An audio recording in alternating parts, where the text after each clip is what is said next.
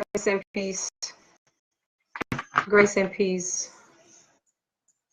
So sorry, I'm just a little bit late. I could not access the live from my phone, so I have to log in my computer. The playback, as a result, the playback will not be the best. And it's my first time doing a live on the group. So God bless each and every one of you on the group page. This is a divorce and deliverance page, and I'm so grateful that I'm able to come before you on this evening. Welcome, welcome, welcome one and all that will watch this particular video. So I'll just wait a few moments for those to join those that want to or desire to join the broadcast, to join the broadcast.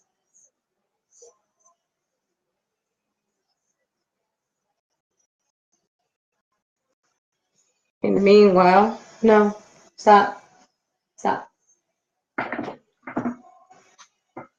Hello, welcome, welcome. Feel free to introduce yourself. We're about to begin the broadcast in just a few moments.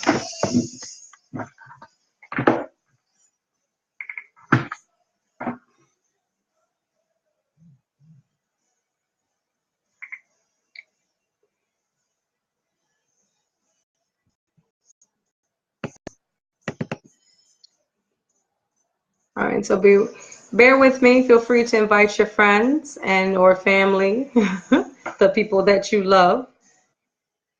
There's another broadcast going on right now that I probably need to be watching, but we made the commitment that we would come on, so I'm going to go ahead and do what I said I was going to do, and then I'll just catch up with whatever is going on with my team as soon as I can get off. I just need to go over a few things.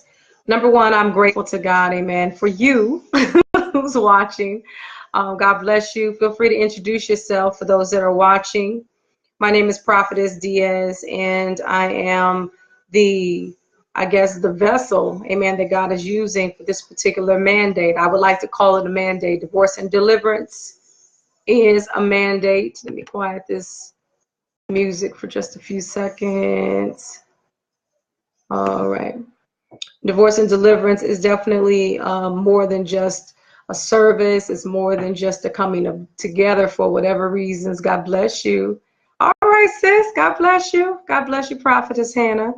But it's more than just a service. It's more than just, an opportunity to come together, but it is a mandate. Amen. It is a movement, and I'm just grateful to be a part of it. Amen. I know that God is indeed the true visionary behind the vision, because he's the one that gave it to me. And so I have to give God all the glory and the praise and the honor for it.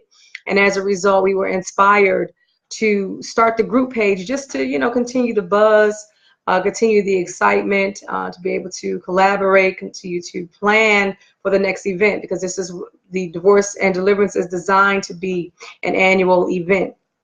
It can happen more than once during a year. If we partner with other people, we'll see what the Lord will do.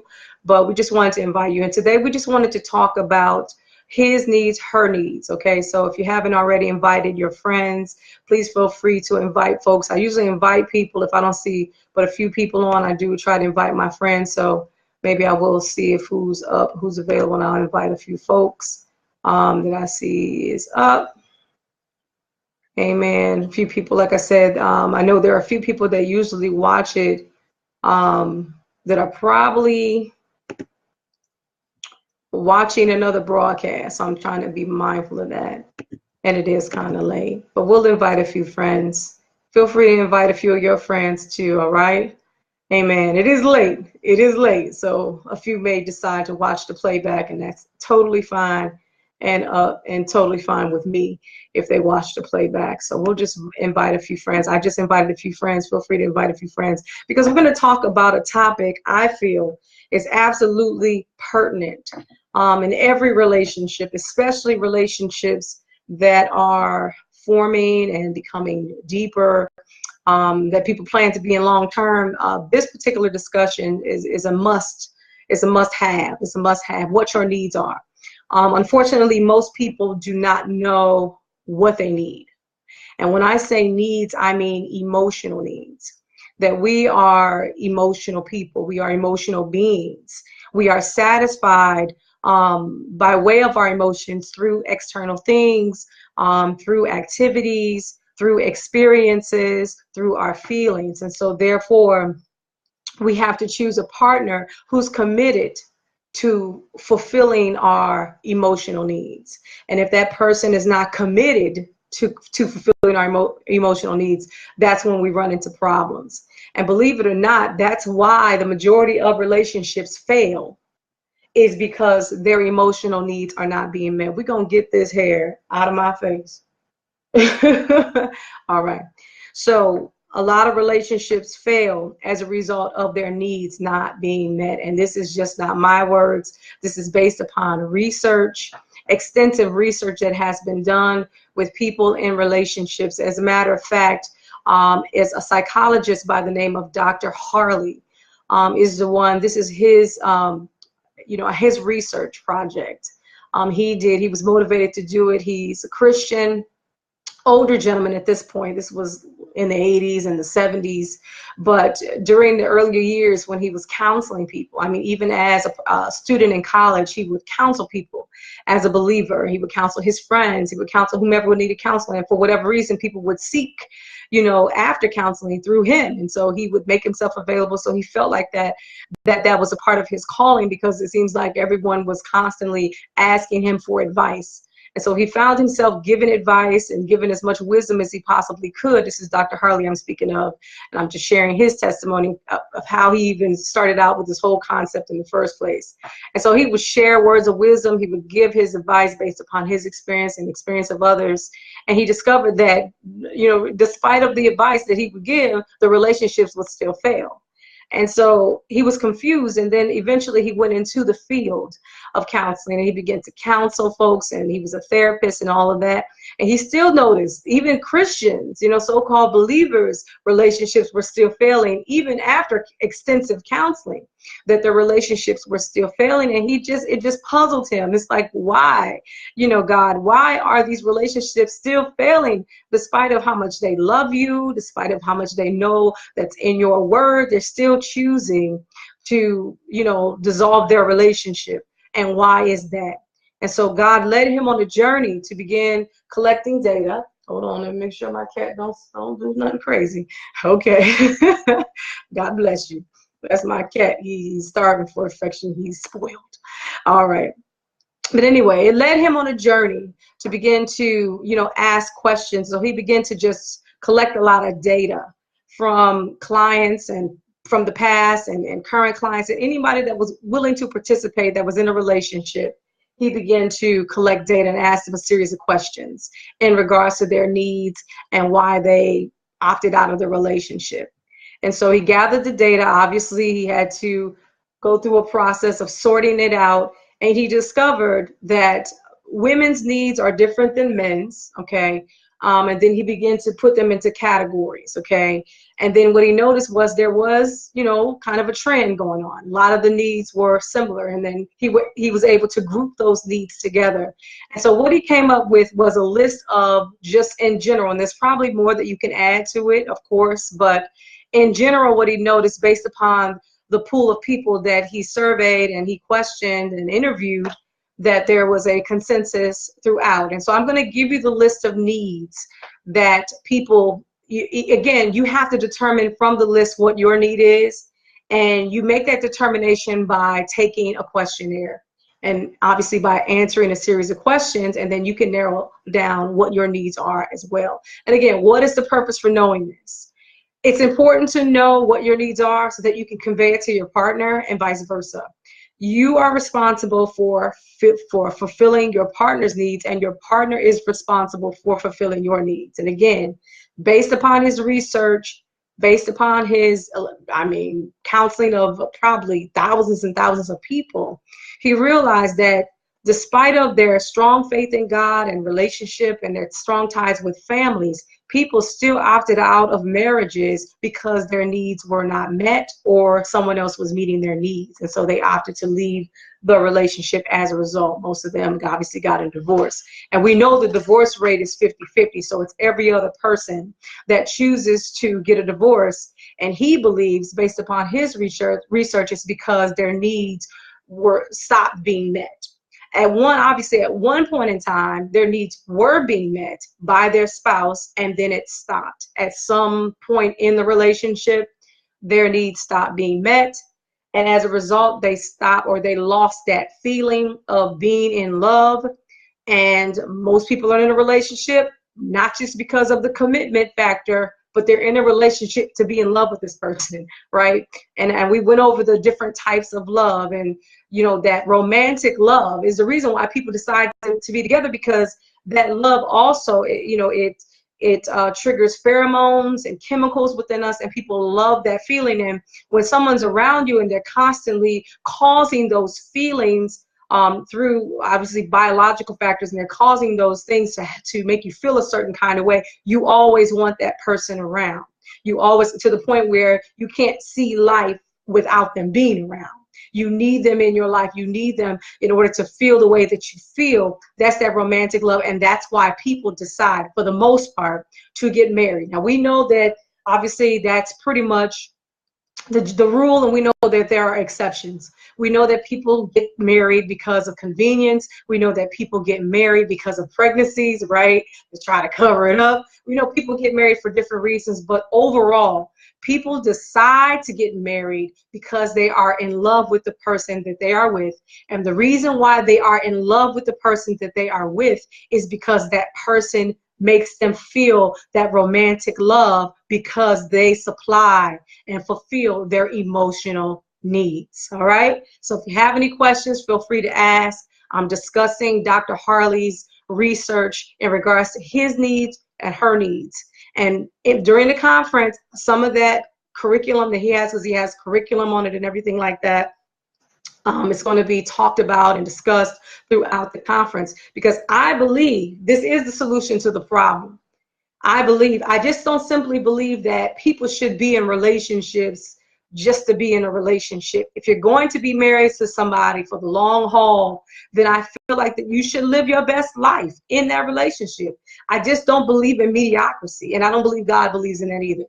I believe that you should live your best life. And if you're with the man or the woman of your dreams, or if you're with the person that you were once in love with, and somehow or another that love has stopped because your needs have stopped being met for whatever the reason. It could be, the ripping and the running, life. It could be the burdens of your responsibilities. It could be children added to your family. It could be stress. It could be money. Whatever the reason, your needs have stopped being met by your spouse, and therefore your love has been somewhat hindered, or that feeling of love that you have. Now, you may have an overall love for this person, right? You may have a godly love for this person, right? But your romantic love begins to cease if your emotional needs are not being met, which means that your spouse can love you like a brother and a sister. Your spouse can love you like a family member, right? Because you are a family member.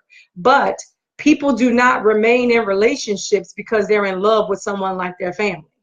People remain in relationships because of that romantic love, and obviously because of the commitment that they have to that romantic love with that person. Because again, when you have those feelings and you have those hormones and you have those things being released in you, and you constantly want that feeling, you constantly want that person around, and you cannot see life without them. For whatever the reason, if that stops, if that ceases, then then your mind, I believe, psychologically goes to plan B. Well, what can I do? Because I cannot live in this relationship loveless.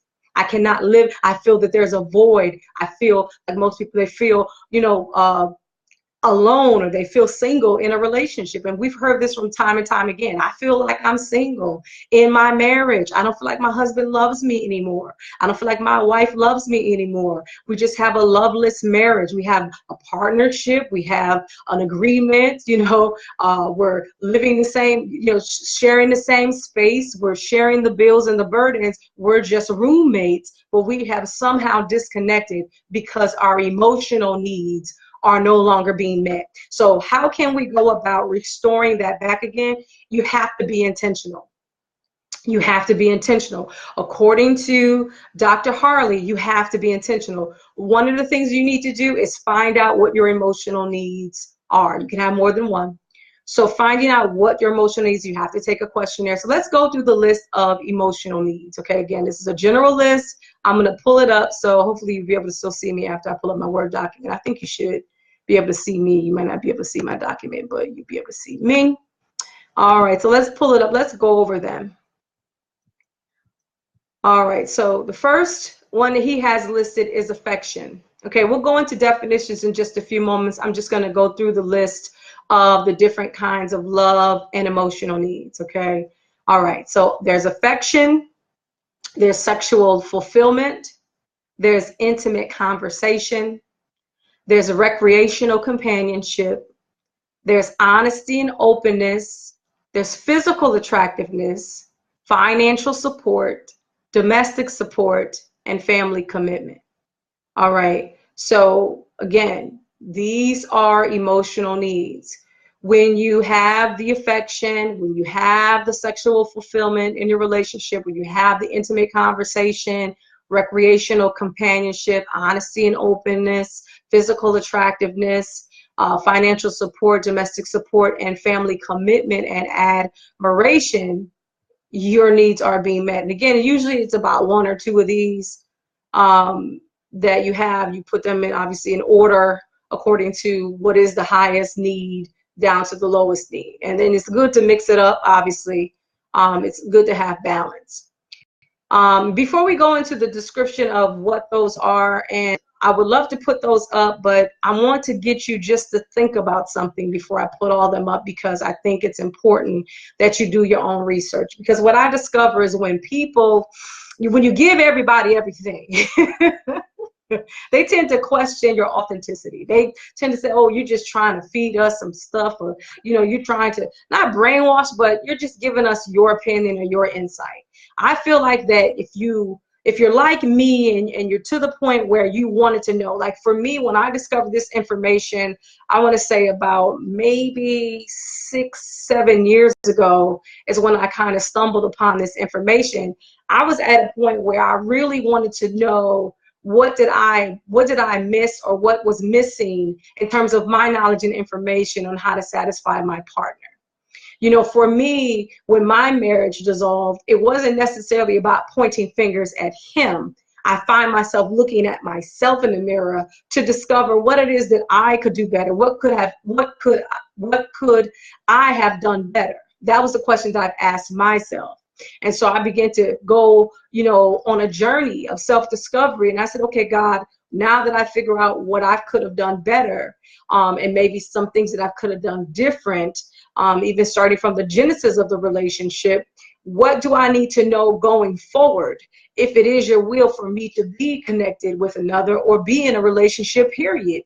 What is it that I need to know? And on that journey, God allowed me to stumble upon this information from a very reputable doctor that just so happens to be a Christian, which is awesome because he understands, the whole, worship side of God and God himself and him being our creator and our savior and all that. So when you have that component, when someone is, has a relationship with God, and then someone has, an understanding of psychology and how people think and behavior, and you mix the two together, it's a dynamic, combination. And so, even the Bible says, this is the Bible not say, he encourages our husbands to dwell with her according to knowledge. That's information. So therefore your husbands are required to observe you, because that's the only way they're going to get information, and also inquiring and asking questions and spending time with you.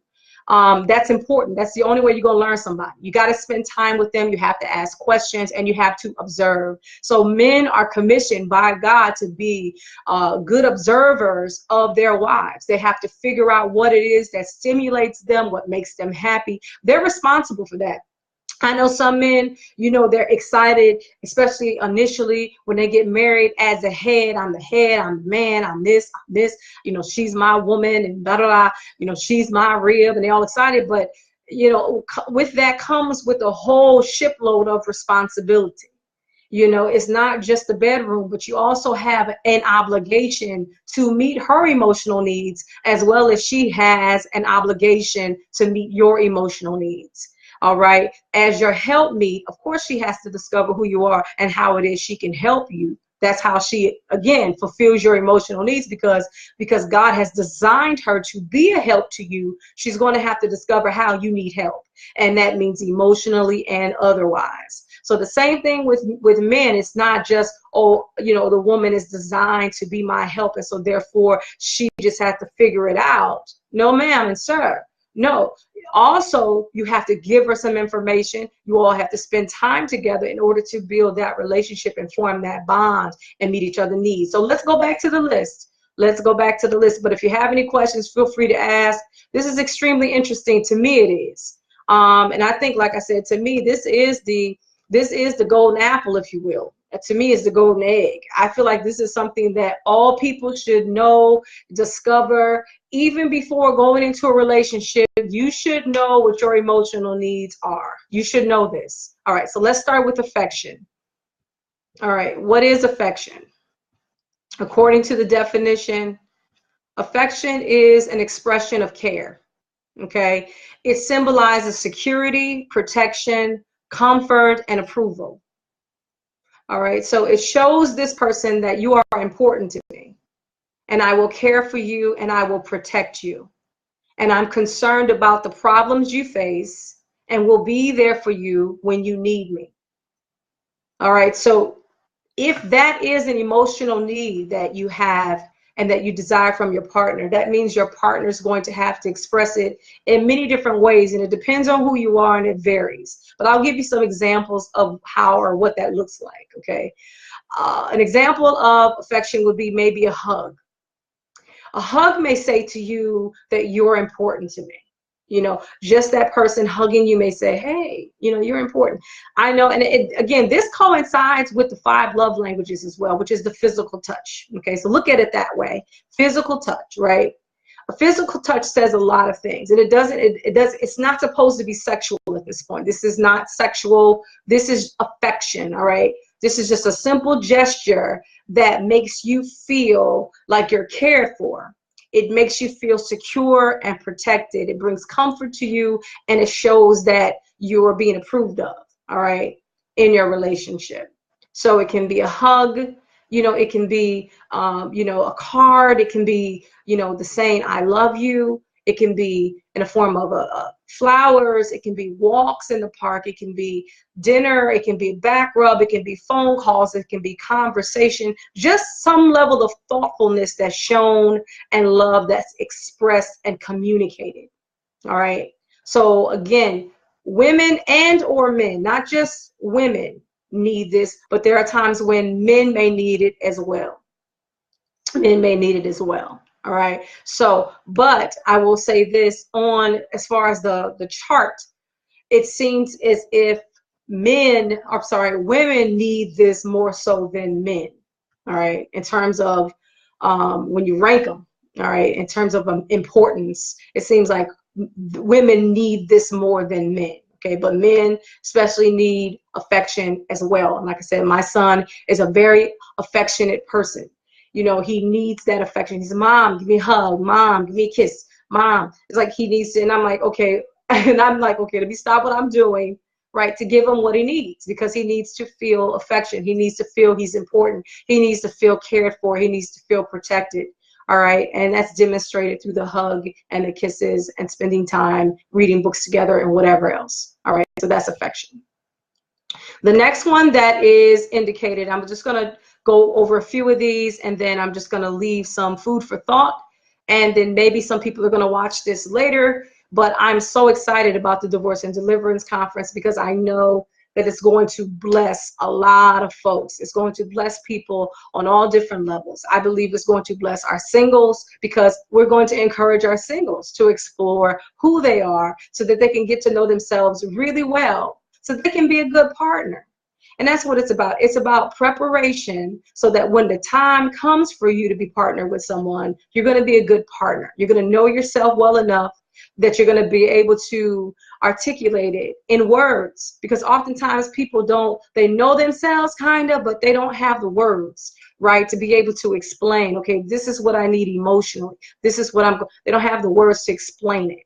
And sometimes it gets frustrating when you don't have the words to explain it, or it becomes frustrating. So, and then also when you become an informed dater and you become an informed single person that's waiting, or that's, if you're a man, your Bible says that he that finds a wife. So if you're trying to find a wife, you're now informed. You're comfortable in your own skin. You know who you are. So when you're engaging in a relationship with with your significant other, you should be leading them down the same path. Okay, I know, what my emotional needs are. What are yours?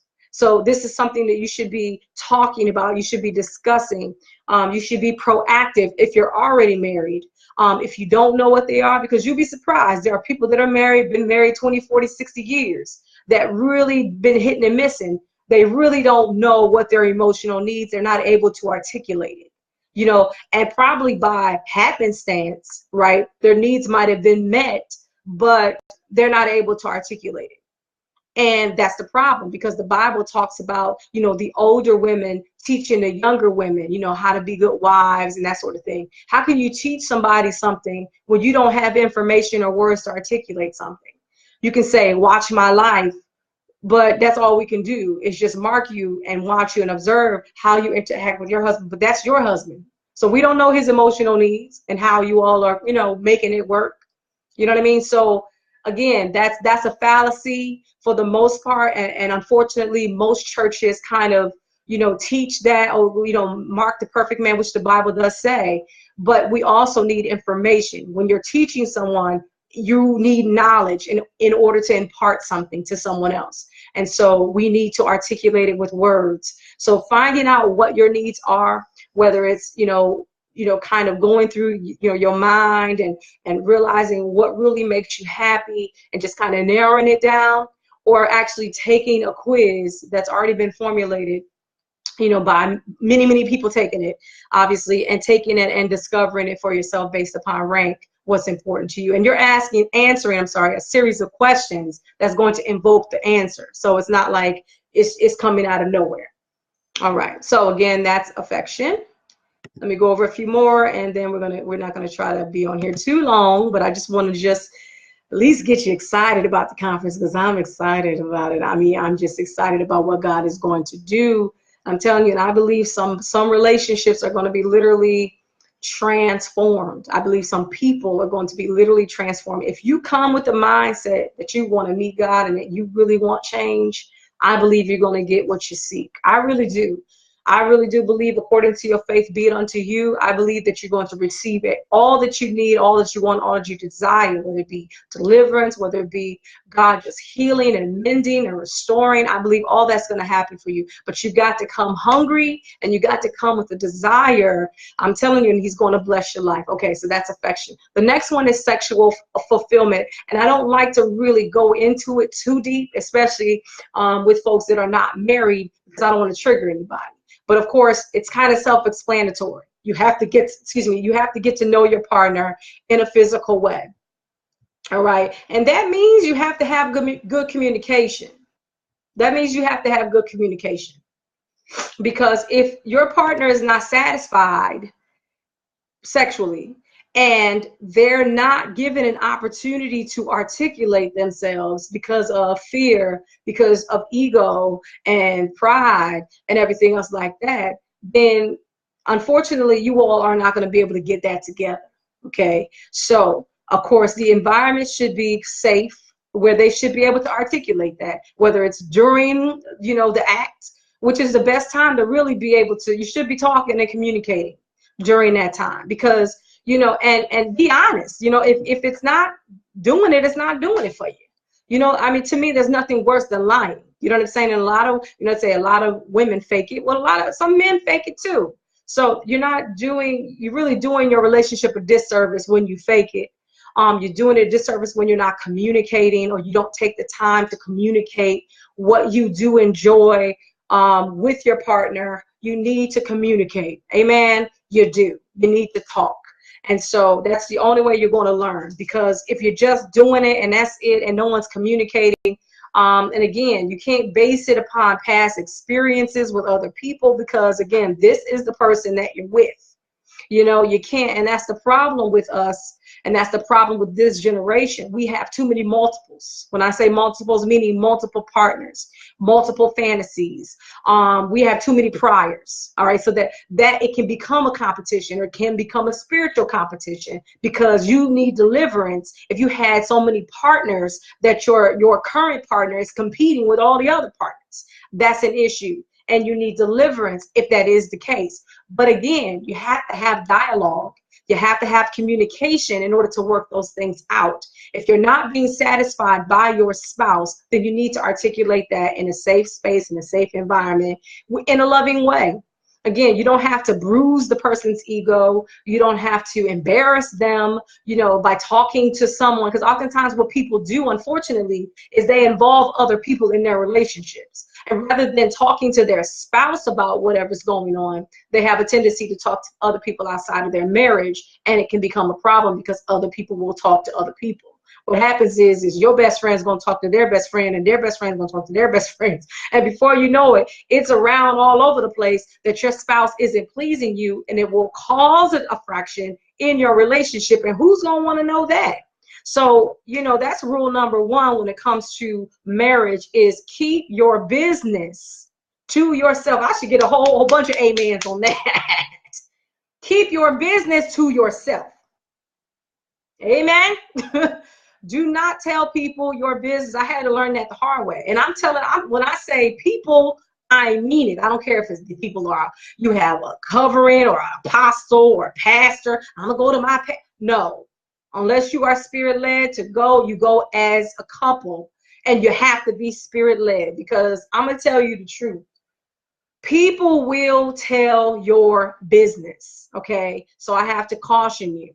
All right. So if you're going to someone for help, if you're going to people for counseling, try to stick, the angry face. I feel you, because it's happened to me.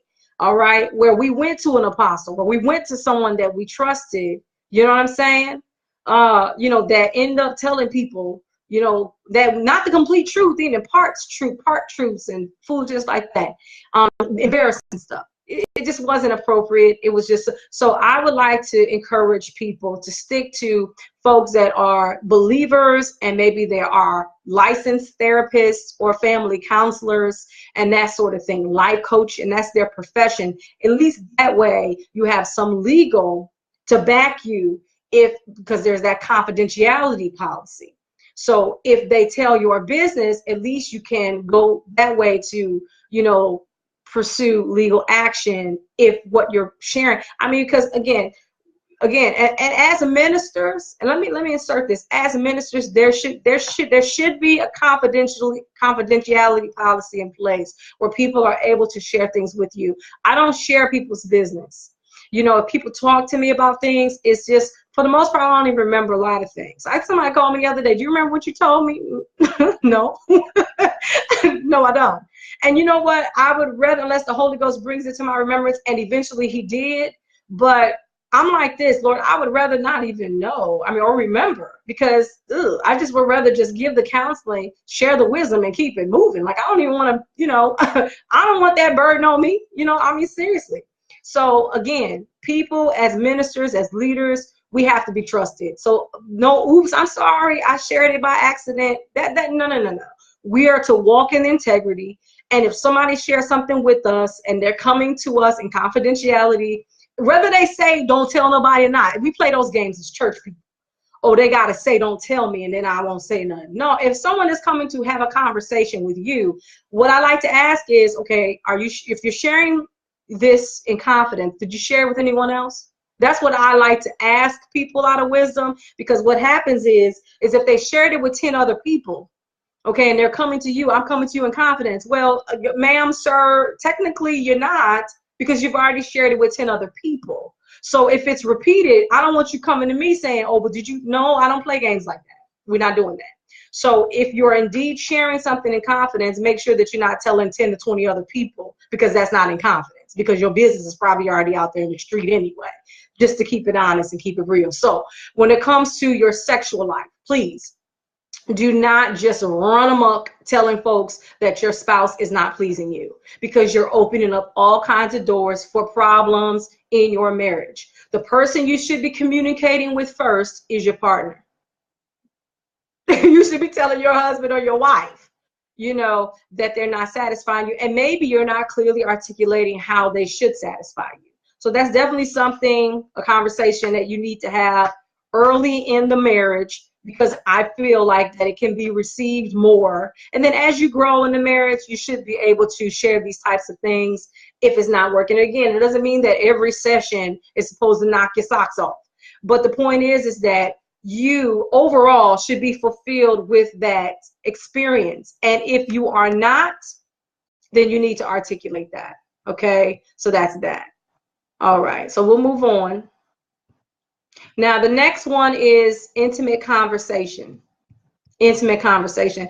And I love this example that he gives with this. It seems like when you're dating, you're courting, and you're getting to know each other, it seems like you spend a whole lot of time talking to each other, right? In the beginning, you're so happy, you're so excited about the relationship. It's so new, you just can't get off the phone.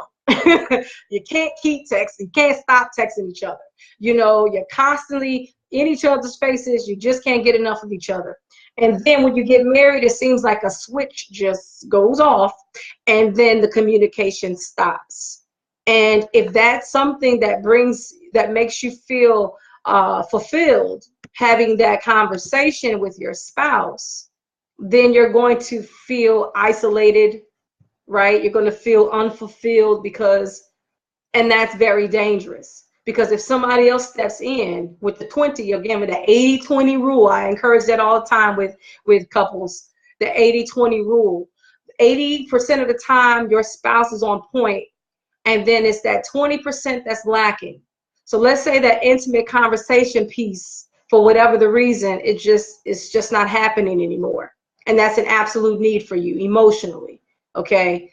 Now, let's say on your job, on people's jobs, some people have what we would call work husbands and work wives. I've experienced it. I've had conversations with people where I've talked to a gentleman once. I was kind of, taking this person's place on the job, and he said, yeah, she's my work wife. And I looked at him, I said, okay. And I'm sure she probably feels the same, that he's her work husband. And when I look at pictures of them, it seems like they're very intimate. And not necessarily sexual, but they're really close, and you can tell. So it's important that, again, if you talk to each other, then no one will get into that relationship because you are talking to each other. But when there's an opening, there's no conversation, your needs are not being met, it's going to be easy for someone to get in there, all right? Just through conversation, because, again, that's something that meets your emotional needs. It'll be easy for them to creep in. Having conversations about what? Goals, dreams, objectives, how you feel, just things that are very intimate.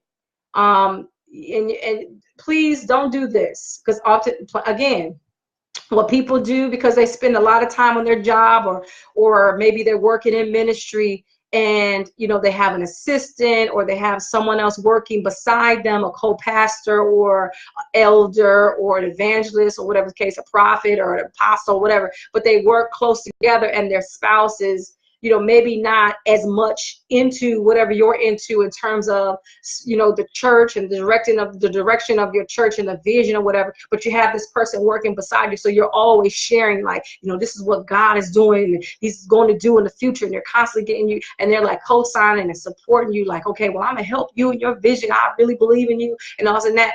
And this is what fuels your emotional needs. And then you have a spouse that, again, they're not in that conversation for the most part. They're doing them. They're not talking to you that way. They're not motivating you. They're not affirming you. That can be a problem. So if that's an emotional need, please do not, and that to be the case after you've been tested, do not allow for anyone else to sow that into your life like that. You have to have intimate conversations with your companion. Because if you allow for someone else to do that, then eventually you're going to end up falling in love with that person, right? Because they're fulfilling what you're longing for, which is that intimate conversation that you once had with your companion. So that's how people get into adulterous relationships, believe it or not. Whether it be they're not being sexually met, or they're not having intimate conversations. You'd be surprised how many affairs happen as a result of the emptiness that they feel, because their companion is not meeting their needs. And I've had companions, and I've experienced things in my own life where, you know, the spouse just refused to meet the person's needs. I want to talk. Can I talk to you? Can we spend time? I don't want to talk to you. You know, I need for you to lay beside me. Let's spend some time together. No, I'm busy. And they're consistently opening that door for the enemy, you know, and it's a mess. And that's why people end up getting out of the relationship, divorcing, and or allowing someone else to come in and getting into an adulterous relationship, whether it be emotional and that emotional that can lead to sexual. Because I don't believe in emotional affairs. I know there are people that believe in it. I believe that you can get emotional and tangled with somebody, but honestly, I believe that it becomes an affair when the Bible says, just like you sleep with, when you have, put it this way, when you look on the woman in lust, when you begin to desire the person sexually, is when it becomes an issue. It's when it becomes a problem. It's when it becomes adultery. When you're in this relationship, when you're in a relationship with someone and you desire them sexually, even if you don't touch them, then that's when it becomes adultery. If even though emotionally you're bonded to this person outside of your marriage, but it never, thoughts of sexuality or sex never comes into play, then you're not committing adultery. I just don't believe in this, because in truth, your friends may be closer to you than your husband. I've had that where friends were way closer to me, you know, than my husband. You know what I mean? They understood me better, or took the time, they spent time with me, etc. But I didn't desire for them sexually. Does that mean my friends, my girlfriends, that means that I'm in adultery? No, not at all. So I don't necessarily believe in this whole concept that if you're emotionally closer to someone else than your husband, then you're having an affair. I don't believe that. Now, if you're in a relationship with someone of the opposite sex and it's emotional and you have a sexual desire to be with them, then it's adultery. Absolutely. Even if you haven't slept with them, but you desire to, just like Bob said, if you look on the woman in lust, then you committed adultery already in your heart. Then it's adultery. All right. Then it's adultery. That's my take on emotional affairs. I think you have to desire them sexually in addition to, you know, the chemistry and everything else that you have with each other. I don't think it's just simply having that bond emotionally. I think you need more than that in order for it to be an affair, according to the scriptures. That's my take on it. Now, people may feel different. I think it's unwise, though. That's what I said. Don't allow someone to sow into your heart in that way, because it definitely will. The enemy will use that as an occasion, right, to create an opportunity to sin. So you don't want to be wise. You're going to have to use wisdom, and your spouse is going to have to use wisdom as well. Again, it's rough because it takes the two of you. It's not just one person. One person alone cannot make it work. It's going to require both of you in this, and both of you deciding that you want this marriage enough to make it work. That's why it's important for us to be proactive and teach singles how to date confidently with wisdom and knowledge and understanding. Knowing this aspect before getting into a marriage, they're going to be able to narrow down who's compatible. We're talking about compatibility also with singles. I'm talking about personality type compatibility as well as this aspect too. You want to choose someone who's compatible, who's willing to meet these needs. If you're pairing yourself with someone that's not willing to, they want everything from you, right? But they're not willing to take it a step further and meet your needs. That's a problem. There should never be an imbalance of power when it comes to relationships. You guys are one flesh. It becomes unhealthy, and it's just simply not going to work. It's an imbalance. And in order to be one, you have to walk in unison. You have to think. And that's a process. It's a process, but it begins with you knowing what your needs are. Okay, let's move on. Recreational companionship. That's another one. Of course, while you're dating, usually you hang out together. You have things in common. And even if you don't have things in common, you're still doing things together. And that's what that means. Emotionally, you're fulfilled when you're doing something with your partner. When she's hanging out with you, going to a game or watching a game. When you are going out to dinner with her. When you're doing things together, you're going to visit, you're traveling, whatever the case may be, you're very active. Generally in the beginning of relationships, because of the dating factor, you're usually very active. And for the most part, people get married, and because of they come together, they move in together, they share bills and etc. So there's more responsibility together rather than separated. And so it can become a hindrance if you let it. And I'm going to stress if you let it, because in truth, if you're intentional, it doesn't have to be a hindrance. You make time for what you love, and that's the truth. So if that's something that you enjoy doing, and as a partner, you have to make time to spend time with your partner. And what I love about Dr. Harley's teaching is that anything that you commit to do with your partner, you should be enthusiastic about it. Which means is that if you choose to do something together, make sure that both are on the same page with it. If it's something that your spouse absolutely hates, that you shouldn't force them into doing something that they absolutely hate. Again, this is you being intentional. We're going to do something together, date night, whatever the case may be, because this is something emotionally that you need. And so I know that you need this. This is spending time with you. In terms of recreational companionship, let's go, let's do an activity together, do some research. Both of you enthusiastically agree that this is something we both would be interested in doing. I think nowadays people are doing like painting, but instead of maybe drinking wine, maybe they'll drink some juice or whatever the case may be, or they're having dinner painting or dinner in a movie or whatever. But whatever you decide to do, you're enthusiastic about your choice. Together, you agree this is something that you would love to do. You can always explore your area, whatever, but you're agreeing this is what we're going to do together, and you do it and you enjoy it.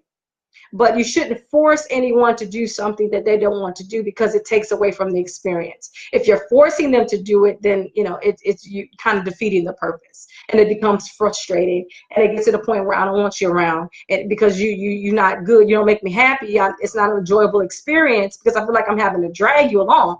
It becomes a problem. So it has to be something that you both agree to do, but you should do it. And in doing so, you will fulfill that person's emotional needs. Family commitment is another one. Now, family commitment is just simply, it could be, income. It could be, listen, I'm going to go and work. Let's say if you're deciding to stay at home for whatever the reason, or maybe it seemed like a good choice in the beginning for you to stay home, or maybe that was the plan, for I'm going to go out and work as a husband and you stay home as a wife, and you both were in agreement with that, and then all of a sudden you fell on hard times, right? And the husband is feeling it, so the wife should say, you know what, and if this is an emotional need of his, maybe I'll just go and get a part-time job or something. I think that he'll feel like, wow, the pressure's off, she's helping out. It makes him feel appreciated, makes him feel loved, because this person, and vice versa. It could be, chores at the house where the wife feels overwhelmed. Maybe she's at home with all of these kids, and he comes home and say, you know what, let me help you with the dishes. Let me cook dinner tonight. Let me take care of the kids. It helps your emotional. That helps you to feel fulfilled when they're helping you out. When it comes to family commitments, whether it be income, whether it be domestic responsibilities, just helping out, it makes them feel like I'm here, I'm present. What can I do to help you? It just, it just really fills you up. And some people need that. Like for me, my love language is acts of service. So this kind of lines up with the love language of acts of service, where someone is doing something meaningful for you that makes you feel loved when they do those things. And they're being intentional. It's not like you're like, babe, would you wash the dishes for me? Oh my God, it'd really be great. You don't necessarily have to say anything. Like when they take the initiative, it's extremely sexy if they take the initiative rather than be told. You know what I mean? Again, they're seeing the need. They're seeing you're frustrated. Look, sweetheart, let me cook dinner tonight. You're not even making suggestions. You're not asking, or in times you do ask, and they're just willing. That aspect, it just, again, it will make you feel loved, and you will appreciate them for that. All right. And it's going to meet your emotional needs. Physical attractiveness. And I'm going to talk about this, and I'm just going to breeze through the other ones because I think we only have like a couple left, and then I'm going to end it there. At least want to speak for about an hour. I think that's way more than what we need. But let's talk about physical attractiveness in relationships. Now, at the beginning, you got your A game going. Okay, you got your hair done, you know, you're looking cute, and as a man, you got your hair cut, you're looking clean, you know, you're really particular about what you want to wear around this person, and vice versa. When you go out, you look your best, he looks his best. Everybody's, again, they have their A game going. Okay, all right. In the first place, you looked good, or they noticed you, you were attractive, your hair was together, and then you were clean, you smelled good, etc. Okay, so the idea is to keep that going. The idea is to keep that going, because for some people, it is an emotional need that's being met when you do that.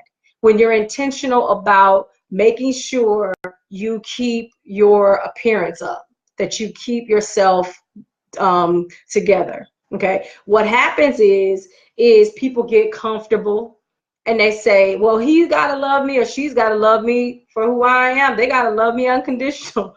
So, hey, if I gain an extra 50 pounds, they got to love every bit of those extra pounds along with me, because that's me and that's where I'm at right now in my life.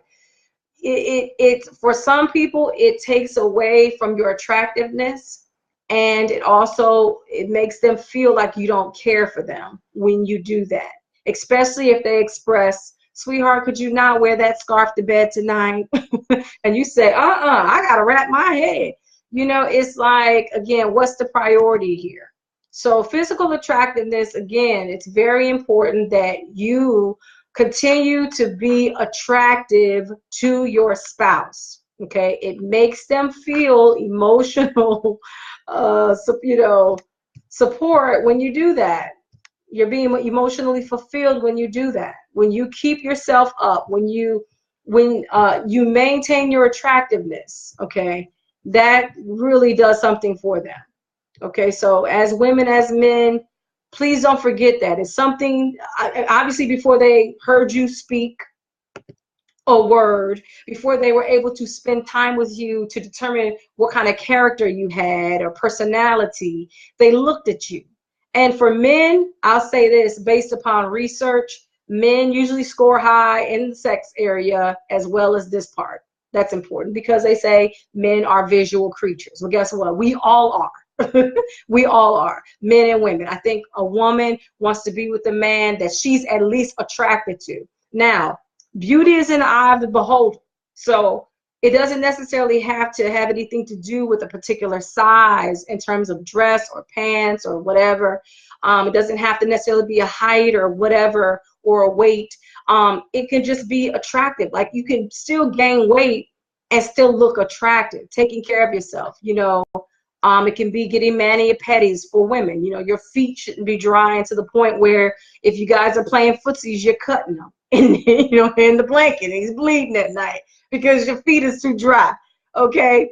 Again, we got to be mindful that, you know, your breath shouldn't be stinking all the time. You should be every day, you know, you have odor problems and it's not attractive. It's not attractive. And if a person stops sleeping with you, or they don't want to be next to you because you have some BO problems, some body odor problems, that's an issue. So, you know, as women, we know what issues we can have.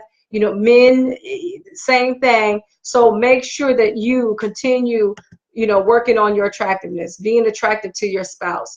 If your spouse used to always compliment you about your physical being, and all of a sudden they stop, then I would be asking questions like, sweetie, how do you think I look today? You like this outfit on me? How about this hairstyle? I'll be inquiring just to make sure that he's satisfied, or vice versa. Same thing. I love that tie, babe. Oh, that you look handsome today. I love your haircut.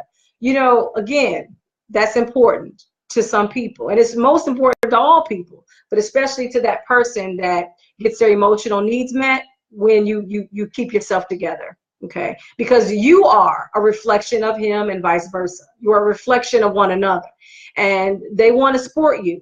They want to be able to say, hey, this is mine. This is my spouse. You know, I want to introduce you to my wife. They want to be able to do that. But if you look in a hot mess all the time, and I'm talking about in the home and out of the home, and if the only time you're looking good is times when you go into church, you know what I'm saying? Like, be mindful that, again, you should try to not. I remember hearing stories of women, and I digress because I want to kind of wrap it up. But I remember hearing stories of women back in the day, how they used to say, you know, my husband has never seen me without makeup, or my husband has never seen me looking a certain kind of way. He's always seen me kept and well together. And they were intentional. They said they never seen me on a down day. They never seen my hair undone. They never seen me with my cornrows underneath my hair weave. They never seen. I wouldn't go to that extent. I mean, I feel like my husband's got to see my natural hair, and he's got to like it. You know what I'm saying? But I should be able to keep myself together outside of my, you know, if you're wearing weave or you're wearing a wig or whatever the case may be, you know, the person should love you for you. But at the same time, you should keep whatever you have going on, whether it be natural, whether it be something added to accentuate your beauty. You should be able to keep that together. Amen. A to the man. I'm sure if there are some men watching this, I'm sure they clapping and they're praising God, because it's a shame. Like I said, we just assume, oh, you're my spouse and you got to love me as I am, and it's not fair. It's not fair. To say, you know what, I'm just not going to be healthy no more. I'm just going to eat whatever. It's not fair. It's not fair to your spouse. I have to put that out there. And I had to check my own self, because I got to the place, especially, I started gaining weight, and I said, well, hold on. No. And then you will find in some situations where, and you will find this, and I will add this, in some relationships I've seen and I've noticed where the husband is dressed to the nines all the time. They look good. They smell good. Hair is always cut. They always looking sharp every day, all day. All right. And then you'll see the wife, and she's looking homely. Okay. She's shopping at a secondhand store. She's shopping at, you know, some of these other type of stores where the clothes, you know, are not modern and that sort of thing. And they wanted that. I mean, when I say they, meaning the person that is of power and authority wants it that way, because they're insecure. I believe that's a sign of insecurity, where they don't want anyone looking at their spouse. So if they have a hand in how they look, then they can control who's observing them and that sort of thing. That's again, that is a sign of insecurity. It's also a sign of control. If you love your spouse, you would want your spouse to look great, because they are a reflection of you. Okay, so holding them back or holding them down and not allowing them to be their best self, whether it be physically, emotionally, spiritually, mentally, I mean, that's a problem. You should want your spouse to feel happy and feel healthy, and to, you know, have those things in place, especially if that's something that she or he was once into, and all of a sudden you're shutting it down because of control issues or because of insecurities. That's a problem. All right. Okay, so let's go to honest and openness. Admiration. We all want to be honest with our spouses, but if you're a person where you're lying to your spouse, and this is an emotional, something that they need from you, and you're constantly doing the opposite of what it is that they need, honesty, and they need for you to be open. If you're hiding things and if you're lying to them, there will be an emotional disconnect. Okay, they will feel unloved because you're not giving them what they need, openness and honesty. So it's important that you be honest. Every believer should be, because liars will have their part in the lake of fire. I cannot stand a liar. I would rather have the truth, even if it hurts me, than for somebody to lie to me. I'm just going to be honest. That's just me. God bless you, sis. Glad you were able to make it. I know you were on the other live. I said I'm not going to even invite you this time, but so glad that you made it on the live. God bless you. So right now we're talking about all the emotional needs, and we're talking about Dr. Harley's, his needs, her needs, and encouraging people to explore what your needs are. A lot of people don't know what their needs are. So it's important to know, so that you're able to articulate that with words, because unfortunately we can't just trust that somebody's going to catch those social cues, because they're not. Oftentimes they're not paying that close attention. And in the beginning they might be, and some people are intuitive and others are not. So in order to just avoid any miscommunication, it's good to know where you are, right? And what makes you happy. And I believe that if both partners are committed, they know intellectually and know what it is that's going to take to make their partner happy, and they're committed to that, then we'll see a lot more happy, healthy relationships. But what the problem is that most people don't know what it is. They can't narrow it down. They're hitting and missing, right? They don't know. And most of the time they're neglecting their spouse and don't even know it. They think that they're doing the most when they're really not. There's a void, and then the enemy can come in and wreck that whole relationship. So we empower ourselves with knowledge and information by first knowing what it takes to make us emotionally happy, emotionally filled. If you do that's such and so and so, that makes me feel emotionally fulfilled, and vice versa. When you know what your spouse is, you know what his needs are, you'll be able to feel him emotionally, and vice versa. And if you do that consistently, and if you're intentional, trust and believe, and I believe this through research, I believe it to be true, that you will have the best relationship that you've ever had. Why? Because you're both fulfilling each other's needs. You're happy. You're excited about your relationship again, because that's what was happening in the beginning. You just didn't have words. You didn't have words to it. But that's what you were doing. You were doing all of it. All of the things that I'm talking about right now, all the points that we're making, you were doing it. You were doing it early in the relationship, and guess what? You can't stop. You have to continue in it. That's why people say, oh, well, marriages work. I feel like this. Marriage is just like anything else. If you love something enough, whatever energy you put to it, that's what you love the most. So if you love that person, you're going to do everything in your power to make them happy. Of course, there's balance. Yes, there are schedules. Yes, we got things on our plate. But trust me, you'll make time for anything that you love. And so if you love your partner, you're going to make sure that you hit these points, because that's what's going to take to make them feel fulfilled. Amen. Amen. So honesty and openness. All right. You got to be open and honest with this person. You should be open and honest, period. But if you know that this is a need, right? If this is an emotional need from your partner, you should be intentional. Never tell them a lie. Even if the truth hurts, be honest and be open. Don't hide nothing. Be open, right? And don't tell no lies. That's so important. Building trust is extremely important, is key foundation to any relationship. Trust. Once you violate that trust, it's hard to rebuild that. Could you imagine a foundation of a house being destroyed from the foundation? It's difficult to get down in there and fix it. It's almost like you have to tear up the whole house in order to get back to the foundation again and rebuild it again.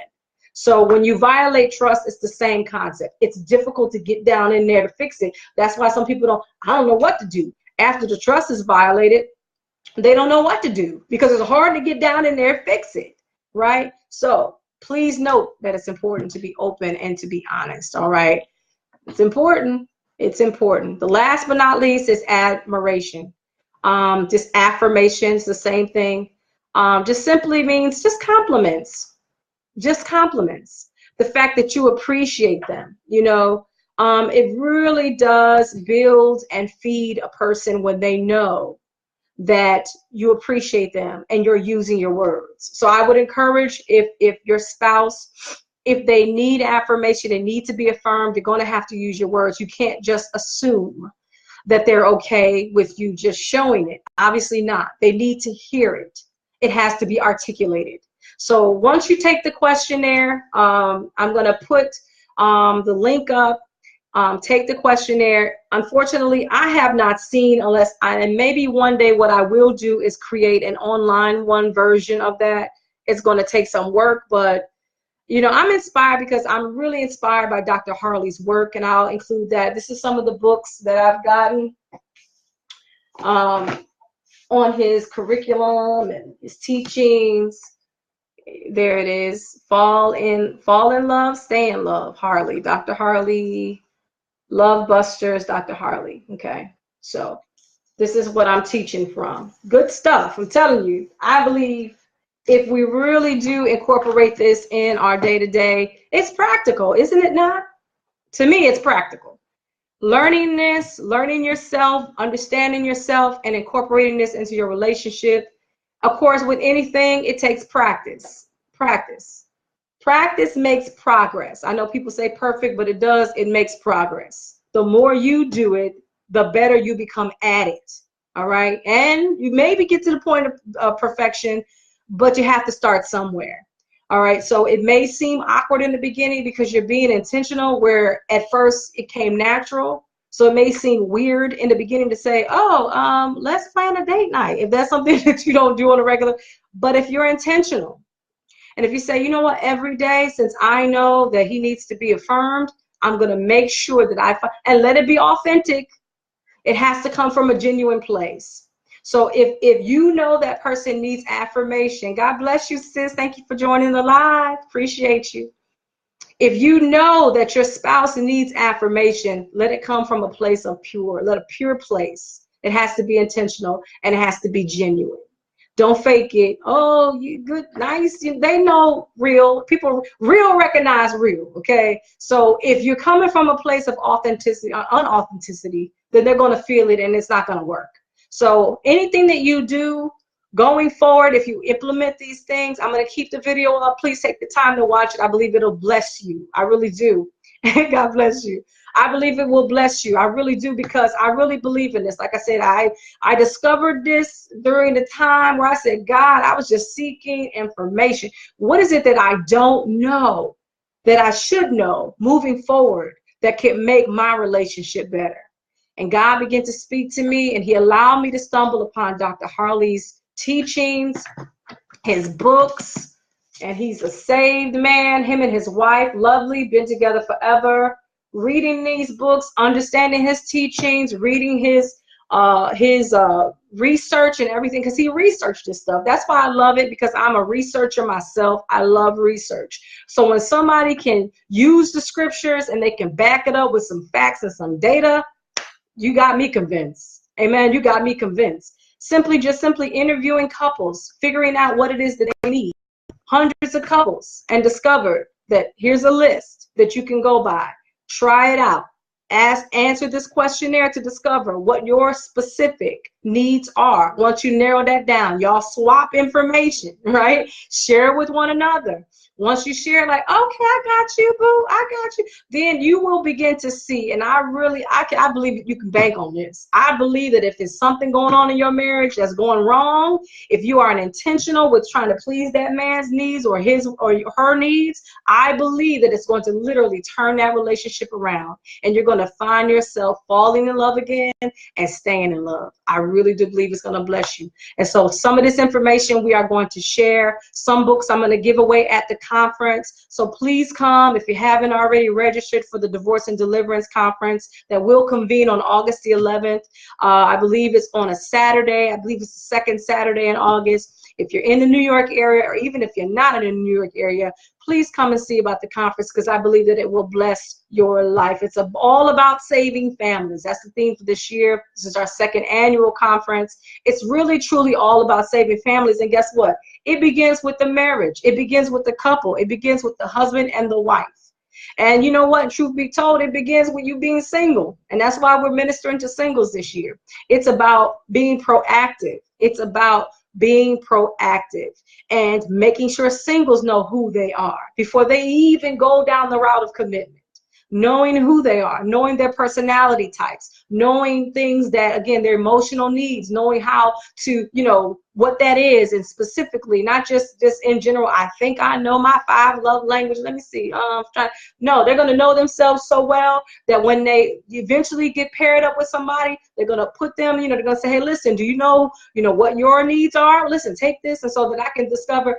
And you know what? They're going to be so much more farther down the line in terms of information and knowing how to implement that in their day-to-day, to the point where they're going to choose some compatible partners and going to be so much more happier in their relationships versus somebody being married for 20 years.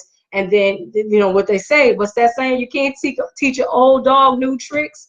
It's hard. It's hard to learn something new and to incorporate it in your relationship when you've been together for so long, even though you're unhappy, even though you may be open to something new or anything to help to save your marriage. It's going to be more difficult to learn something new versus someone, relatively young or new to it, bringing this into their relationship and then having a much more healthier and happier relationship. Love you all. I really do appreciate you hanging in there with me. Thank you so much, Prophetess Hannah, for coming in early on the line and trying to stay in on the whole presentation. I do appreciate you. I appreciate each and every one of you. Prophetess Adams, I appreciate you. I appreciate Nikisha? I appreciate you for coming in, and all those that peeked in and out of the live. I know there was another live going on That's why I was like, I'm not even going to invite y'all because I know y'all want to hear Coach. And I wanted to hear it too, but I'm going to have to listen to the playback because I promised that I would come on at 11:30 on today, on this evening. And so I had to keep my word. Amen. You got to keep your word because your word is your bond.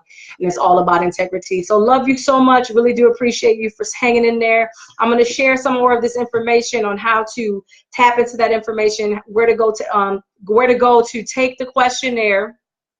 Let me provide that information.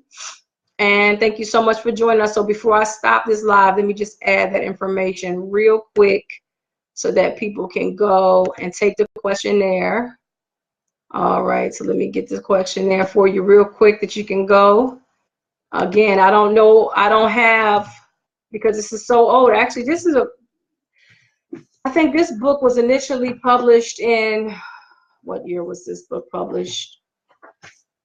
It's a copyright.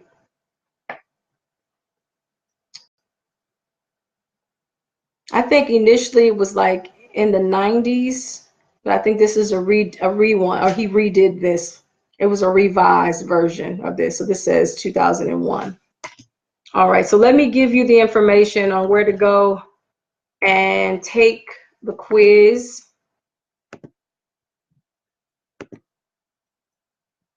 Let me share that. All right, so that's there. You go to the Marriage Builders. And again, this is Dr. Willard Harley. This is his teachings and research. All right, so that's Dr. Willard Harley is his name, and he's the author of His Needs, Her Needs.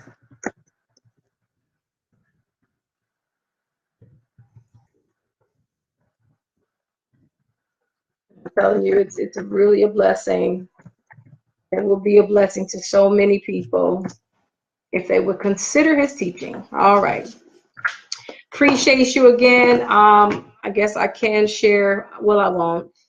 The flyer is on the timeline, so definitely check it out. Like I said, feel free to register or show up and register once you get there, because I know how people are. They like to register at the last minute, and that's fine. But love you so much. Thank you so much for tuning in. Until next time, shalom.